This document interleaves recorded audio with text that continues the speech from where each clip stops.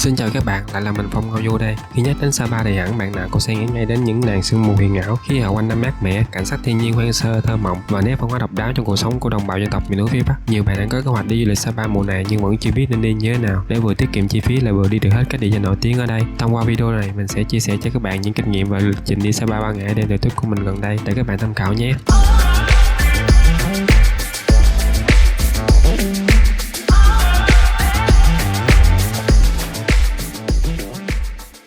Sapa là một thị trấn vùng cao nằm ở tỉnh Lào Cai, phía tây bắc của Việt Nam. Thị trấn Sapa có độ cao là 1.600m so với mực nước biển, xung quanh được bao phủ bởi sương mù nên nơi đây còn được mệnh danh là thị trấn sương mù. Sapa nằm cách Hà Nội 380 km và cách trung tâm thành phố Lào Cai 38 km. Đường đến du lịch Sapa khá vất vả và khó khăn, nhưng do được thiên nhiên ưu ái ban cho những cảnh sắc thiên nhiên hùng vĩ, đất trời như hòa vào làm một nên Sapa hiện nay vẫn luôn lọt top những điểm đến hấp dẫn nhất Việt Nam. Có 4 cách để bạn đi từ Hà Nội đến Sapa. Xe giường nằm Hà Nội Sapa. Nếu bạn định đi bằng xe khách thì nên đi xe giường nằm và gọi điện cho nhà xe để hỏi giá đặt vé trước. Khi đặt vé thì đặt luôn vé khứ hồi để tránh trường hợp cháy vé trong những tháng cao điểm. Một số hãng xe thông dụng nhất là xe khách giường nằm đơn Interbus Line giá vé 250.000 đồng một giường, xe khách giường nằm Interfamily giá vé 300.000 đồng một giường, xe khách cabin đôi Inter Valentine giá vé 700.000 đồng một cabin 2 người, xe limousine VIP giá vé dao động từ 350.000 đồng đến 420.000 đồng một người. Xe limousine Hà Nội Sapa. Nếu muốn tiện nghi thoải mái cũng như thời gian di chuyển nhanh chóng hơn, bạn hãy tham khảo xe limousine Hà Nội Sapa, giá vé dao động khoảng từ 300.000 đến 350.000 đồng một người tùy vị trí. Xe chạy đường cao tốc Hà Nội Lào Cai nên chỉ khoảng 4 tiếng là đã đến nơi rồi. Tàu hỏa Hà Nội đi Sapa. Tàu hỏa thì so với xe khách sẽ an toàn hơn nhưng thời gian di chuyển khá lâu, phải mất 7-8 tiếng mới đến được Sapa. Nếu bạn đi tàu hỏa thì hãy mua vé giường nằm và đi vào ban đêm. Sáng hôm sau lên đến Sapa thì còn sức mà vui chơi khám phá. Lưu ý là nếu đi tàu hỏa đến Sapa thì bạn sẽ phải xuống ở ga Lào Cai, cách thị trấn Sapa khá xa. Để tiếp tục di chuyển đến trung tâm thị trấn Sapa, bạn có thể đi taxi khoảng 350.000, xe khách Lào Cai Sapa 60.000 đồng một người, hoặc tiết kiệm hơn là đi bộ ra đường lớn, đợi xe buýt giá khoảng 10.000 đồng một người, cứ khoảng 15 phút là có một chuyến. Giá vé tàu Hà Nội Sapa, loại vé ngồi mềm điều hòa 150.000 đồng đến 200.000 đồng một người, giá vé dao động tùy theo vị trí ghế ngồi. Loại vé cabin 6 giường nằm điều hòa 290.000 đồng đến 380.000 đồng một người, giá theo tuần khác nhau. Loại vé cabin 4 giường nằm điều hòa nội thất ốp gỗ 415.000 đồng vào đầu tuần và 500.000 đồng vào cuối tuần. Loại vé cabin 4 giường cao cấp Dream, Java Gen, Sabali giá 680.000 đồng một giường. Đi xe máy từ Hà Nội đến Sapa. Để chủ động trong việc di chuyển cũng như ngắm cảnh trên đường đi, các bạn có thể du lịch Sapa bằng xe máy. Lộ trình cho các bạn lựa chọn như sau: từ Hà Nội đi Phúc Yên, Vĩnh Yên, Việt Trì, Đoan Hùng, Yên Bái, Lào Cai theo quốc lộ 2 và quốc lộ 70 khoảng hơn 7 tiếng đồng hồ. Lưu ý đoạn quốc lộ 70 qua Yên Bái Lào Cai hay bị tắc đường và đường nhỏ hẹp khá khó đi. Đến đường Lào Cai thì bạn còn đi thêm 30 km nữa mới tới đường Sapa. Đường thì khá dốc nhưng lại có cảnh đẹp hai bên đường. Nếu bạn có ô tô cá nhân thì có thể đi tuyến cao tốc Nội Bài Lào Cai, chỉ mất từ 3 đến 4 giờ là tới đường Sapa rồi. Đường này cấm xe máy. Tuyến này không cần qua thành phố Lào Cai nữa mà có lối đi thẳng xuống Lào Cai luôn. Đối với những bạn từ các tỉnh khác thì cứ đặt vé máy bay đến Hà Nội rồi từ Hà Nội đi tiếp đến Sapa nhé. Các bạn có thể tham khảo các website uy tín hoặc đặt qua các đại lý bán vé máy bay đều được. Giá vé trung bình vào khoảng từ 1,7 triệu đến 1,8 triệu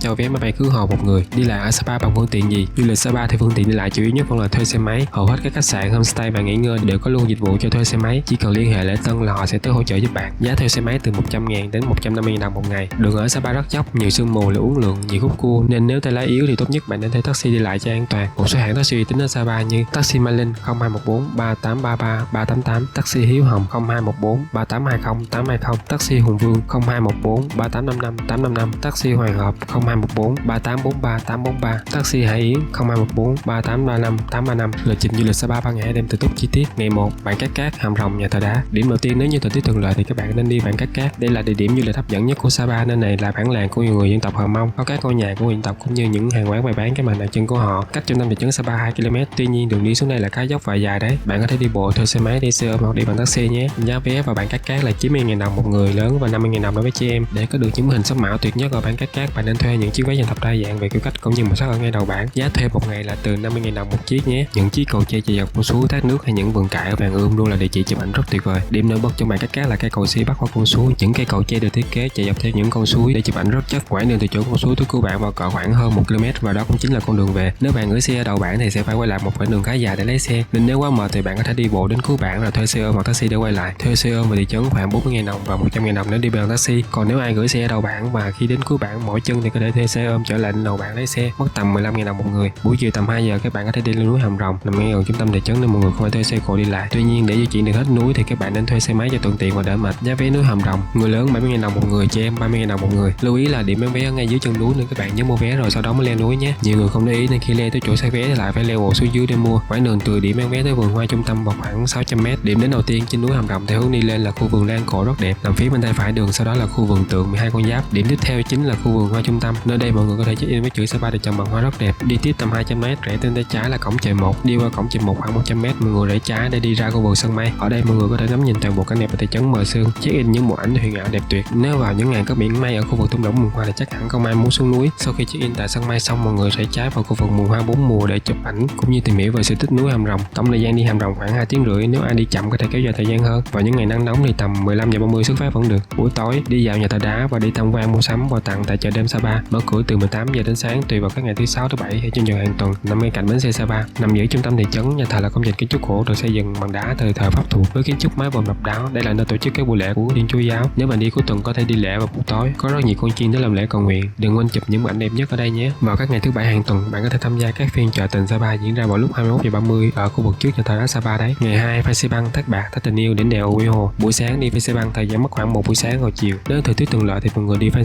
trước để chinh phục nóc nhà Đông Dương. Khoảng cách theo đường chính đi từ trung tâm thị trấn tới ga Cáp Treo là 45 km. Để có thể thoải mái di chuyển và tham quan tại các địa điểm du lịch ở Sapa, ngày thứ hai bạn có thể thuê xe máy để di chuyển, giá khoảng từ 80.000 đồng đến 150.000 đồng một chiếc, nhưng đường khá có đi nên tay lái phải vững nhé. Nếu không bạn có thể thuê xe ôm giá 50.000 đồng một lượt hoặc 200.000 đồng 2 chiều bằng taxi. Bạn cũng có thể đi từ thị trấn bằng tàu hỏa lên núi Mường Hoa, giá vé 100.000 đồng khứ hồi. Giá vé Cáp Treo là 750.000 đồng một vé khứ hồi đối với người lớn và 550.000 đồng đối với trẻ em. Tổng thời gian đi Cáp Treo từ ga số 1 tới ga số 2 là 20 phút. Sau đó level từ ga số 2 tới đỉnh khoảng hơn 600 bậc, nhưng cái vé sợ nhưng đường đi lại rất thuận lợi. Cứ khoảng tầm 30-40 bậc là có ghế ngồi nghỉ và check-in sống ảo. Nếu đi tàu hỏa mà không leo bậc thì chiều lên 100.000 và chiều xuống 80.000. Ngoài ra bạn có thể tham gia các tour leo núi Phan Xipang hoặc tự tổ chức một nhóm nhỏ ít người với sự dẫn đường của người dân địa phương. Với địa thế hiểm trở, Phan Xipang chính là thử thách khiến bạn tăng thêm lòng can đảm, sự tự tin, giúp bạn sẵn sàng chinh phục mọi thử thách phía trước. Chinh phục Phan Xipang theo đường bộ là thử thách được nhiều người dạo leo núi và người trẻ ưa khám phá mạo hiểm lựa chọn. Bởi nếu đi bộ bạn sẽ phải vượt qua nhiều km đường núi hiểm trở khó khăn. Tuy nhiên bù lại bạn sẽ được ngắm nhìn hệ động thực vật và thiên nhiên kỳ thú dọc đường đi. Phần thưởng này mình nghĩ là rất xứng đáng với những gì bạn bỏ ra để lên đỉnh núi trong thời gian ngắn nhất. Bạn cần có một sức khỏe thật tốt, tinh thần vững vàng và một số kỹ năng nhất định. Để đảm bảo an toàn, bạn nên đi theo tour của các công ty du lịch hoặc nếu tự tổ chức bạn cần có một người dẫn đường là người dân bản địa. Buổi chiều, cung đường và các địa điểm tiếp theo mà các bạn không nên bỏ qua đó là Thác Bạc, Thác Tình Yêu và đặc biệt là đỉnh đèo Uy Hồ. Bạn nên mang theo áo khoác để không bị lạnh. Điểm đến đầu tiên là Thác Bạc, giá vé vào tham quan là 20.000 đồng một người. Từ trung tâm thị trấn tới Thác Bạc là 13 km, đường đi rất dễ, ai cũng có thể lái xe máy được. Và Thác Bạc bạn sẽ thấy phong cảnh tuyệt đẹp của núi rừng hòa cùng dòng thác nước trắng xóa tuyệt đẹp. Điểm đến tiếp theo là khu du lịch sinh thái suối vàng và Thác Tình Yêu. Nếu đi vào mùa mưa có nhiều nước thì thác và suối rất đẹp. Giá vé vào là 75.000 đồng đối với người lớn và 35.000 đồng đối với trẻ em. Bạn sẽ đi bộ khoảng 4 km, tuy nhiên đường dễ đi hơn so với bản cát của núi Hàm Rồng. Tổng thời gian đi tham quan khu du lịch này tầm khoảng 1 tiếng rưỡi tới 2 tiếng đồng hồ. Sau khi tham quan xong, điểm đến cuối cùng và lý tưởng nhất của cung đường này chính là đỉnh đèo Uy Hồ hay còn gọi là cổng trời. Đường lên cổng trời quanh co uốn lượn giữa lưng chừng núi. Con đường này chính là con đèo Uy Hồ nổi tiếng, một trong tứ đại đỉnh đèo ở phía Bắc. Lên đến cổng trời bạn sẽ được phóng tầm mắt tới những thung lũng rộng lớn cùng với ruộng nương xanh rì, nhìn những con đường xuôi ngược, ngắm vẻ đẹp của Sapa ở phía xa, vẻ yên bình hiếm thấy của Thác Bạc, vẻ kiêu sa hùng vĩ của đỉnh Phan Xipang. Đặc biệt nếu qua đây vào khoảng 5 giờ chiều bạn sẽ được chiêm ngưỡng một khung cảnh hoàng hôn vô cùng lãng mạn. Trong thời gian chờ đợi hoàng hôn, mọi người có thể thưởng thức những món đồ nướng như ngô, khoai, trứng nướng, thịt nướng do các chị em người dân tộc làm ăn rất ngon. Cuối cùng là quay lại thị trấn trước khi trời tối. Ngày thứ ba, Bản Tả Phìn, Bản Lào Chải. Buổi sáng đi Bản Tả Phìn để trải nghiệm tấm lá thuốc dao đỏ và tìm hiểu văn hóa và cuộc sống dân tộc Hờ Mông vào dao đỏ. Giá vé vào làng Bản là 40.000 đồng người lớn và 20.000 đồng đối với trẻ em. Trước khi vào Bản Tả Phìn, cách Bản 3 km,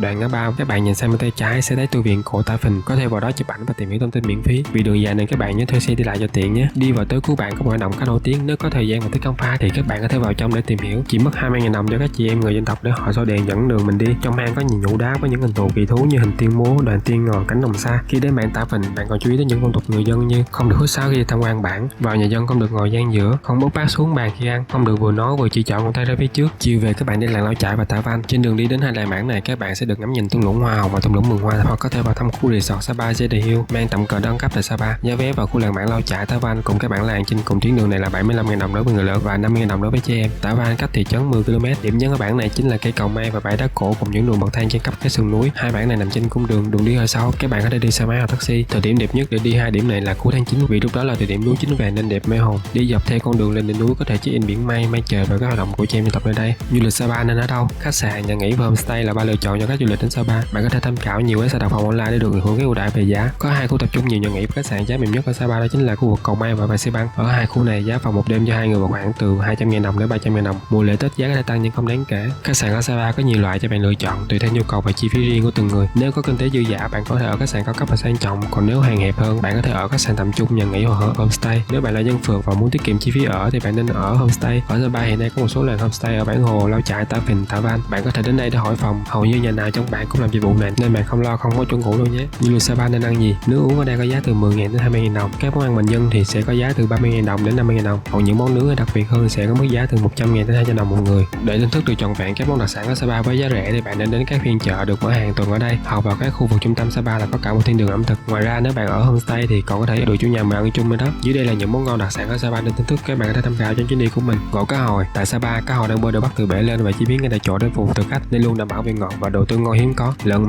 mẹt ở đây đặc biệt là do nguyên liệu đã chuẩn ngon rồi, thường sẽ là lợn cấp nách được đồng bào Mông nuôi thả tự do nên thịt thơm ngon và giòn chắc. Thắng cố. Đây là món ăn nổi tiếng ở Sapa được nấu từ thịt gia súc với gần 30 loại gia vị khiến cho món ăn trở nên độc đáo. Món ăn này thường có trong những phiên chợ họ làng. Nếu bạn muốn thưởng thức thắng cố thì phải tới đúng dịp có chợ phiên của người Mông. Từ gác bếp là món ăn truyền thống của người dân vùng cao, được làm từ thịt trâu, thịt bò, thịt lợn. Thịt được làm từ phần nạc vai của các loại gia súc, sau đó là bỏ mỡ, gân rồi tẩm ướp với lá mắc khén, muối hột, ớt và treo lên gác bếp. Ngoài ra bạn cũng nên thưởng thức đồ nướng từ rau củ, ngô, khoai, trứng, thịt cá, chim hoặc xôi bảy màu, cơm lam cũng là những món ăn hấp dẫn cho khách tới Sapa. Mua gì làm quà khi du lịch Sapa? Nếu bạn muốn tìm những món đặc sản về Sapa về làm quà cho người thân thì có thể chọn các loại hoa quả như mận, đào, hoa quả sấy, mật ong, ngọn su su, rau mầm đá, măng khô, nấm khô, thịt trâu gác bếp. Lưu ý nhỏ là rất nhiều món đồ bán ở Sapa chỉ có khi là hàng Trung Quốc nên có mua được chính xác đặc sản ở Sapa hay không cũng chỉ là hên xui. Ngay cái đồ khô cũng vậy. Còn nếu muốn tìm địa chỉ mua quà thì cứ đến chợ Sapa hoặc những khu phố trung tâm sẽ có rất nhiều. Đừng quên tra giá kỹ trước khi mua nhé. Những lưu ý khi đi du lịch Sapa cần biết để có hành trình du lịch Sapa luôn suôn sẻ và thuận lợi nhất. Dưới đây là một số lưu ý bạn cần biết từ những người đã đi du lịch Sapa gợi ý. Thứ nhất, nếu đi Sapa vào những tháng cao điểm thì phải book vé xe và phòng trước kẻo hết phòng, và cũng chuẩn bị sẵn tinh thần là giá cả sẽ rất đắt đỏ. Cái điểm tham quan cũng có khi phải xếp hàng chờ đợi rất lâu. Thứ hai, thời tiết ở Sapa rất lạnh trên rất nhiều so với khu vực đồng bằng nên phải mang theo quần áo đủ ấm. Mùa hè cũng phải có áo khoác mỏng, còn mùa đông thì không nên thiếu áo giữ nhiệt, áo đai hàng, găng tay, mũ len. Thứ ba, nếu gặp chị em trong bạn thì không nên cho tiền kẻo dẫn tới tâm lý ỷ lại. Nhiều gia đình sẽ biến chị em thành công cụ kiếm tiền mà chỉ như ra bánh kẹo thôi nhé. Thứ tư, hiện tượng chặt chém không xảy ra nhiều ở Sapa nhưng mua sắm hoặc ăn uống gì tốt nhất là hỏi giá trước để tránh những điều không mong muốn xảy ra. Cảm ơn các bạn đã xem hết video của ngày hôm nay. Nếu các bạn thấy hay thì nhớ like, nhấn nút đăng ký và chia sẻ cho bạn bè của mình cùng xem với nhé. Hẹn gặp lại các bạn trong những video lần sau.